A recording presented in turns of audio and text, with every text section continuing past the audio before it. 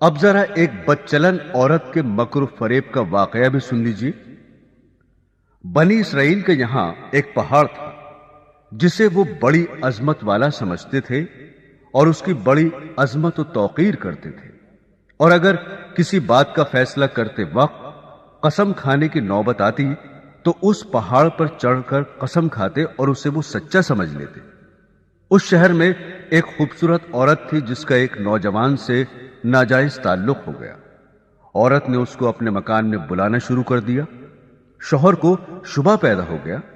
بیوی سے کہا کہ مجھے شبہ ہے کہ میری غیر حاضری میں کوئی تمہارے پاس آتا ہے۔ عورت نے انکار کیا۔ شوہر نے کہا اگر تو سچی ہے تو پہاڑ پر چڑھ کر قسم کھا لے کہ تیرا کسی سے ناجائز تعلق نہیں ہے۔ عورت نے کہا ہاں، میں کل پہاڑ پر چل کر قسم کھانے کو تیار ہوں۔ ادھر اس نے اپنے آشنا سے کسی طرح چھپ کر یہ کہہ دیا کہ کل تم پہاڑ کے نیچے ایک گدھا لے کر کھڑے رہنا، میں اور میرا شوہر پہاڑ پر چڑھنے کے لیے وہاں آئیں گے، اور میں شوہر سے کہوں گی کہ پہاڑ پر چڑھتے ہوئے میں تھک جاؤں گی، اس بہانے تمہارا گدھا کرائے پر لے کر میں اس پر سوار ہو کر پہاڑ پر چڑھوں گی۔ تم گدھے والے کے بھیس میں وہاں موجود رہنا اور گدھے پر مجھے سوار کر کے میرے ساتھ ساتھ چلنا۔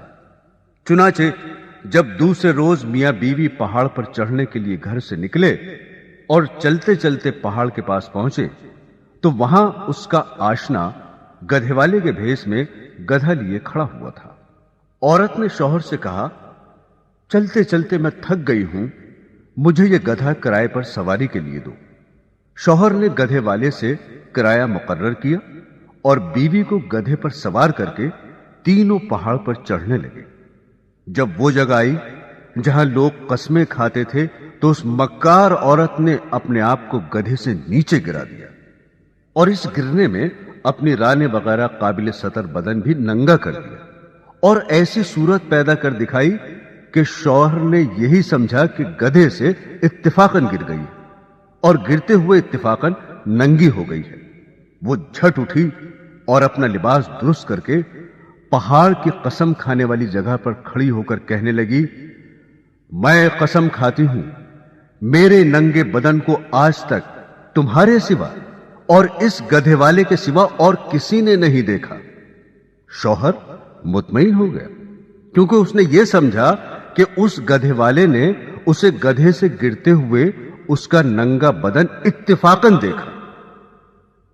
تو دیکھا آپ نے، عورت جب مکر و فریب پر آ جائے تو ایسی چالاکیاں دکھا کر شوہر کو بے وقوف بنا دیتی ہے، لیکن یہ پتہ نہیں کہ آج یہ گناہ کسی مکر و فریب سے چھپا بھی لیا اور کسی کو پتہ بھی نہ چلا تو کل قیامت میں یہ بات نہیں چھپے گی، اس لیے کہ اللہ کو سب کچھ معلوم ہے۔